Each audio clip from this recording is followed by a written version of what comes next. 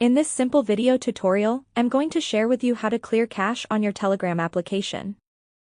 This is important for freeing up storage space, as the app stores media like photos, videos, and documents locally, which can accumulate over time and take up significant space. To do this, simply head to your Telegram. Tap on the settings icon at your bottom right. Onto your settings page, select Data and Storage. You will then head to this very first option of storage usage. You will see the whole preview of your storage usage of this pie chart. To clear cache, tap on Clear Entire Cache.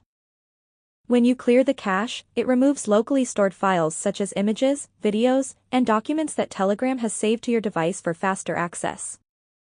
However, the original media files remain on Telegram's servers, and they will be available for you to download again if needed.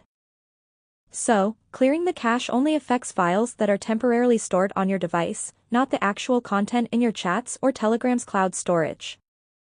Well, that's how easy it is to clear Telegram cache. If you have any questions, just let me know in the comments section down below. Please don't forget to leave a like, share and subscribe for more video tutorials like this one.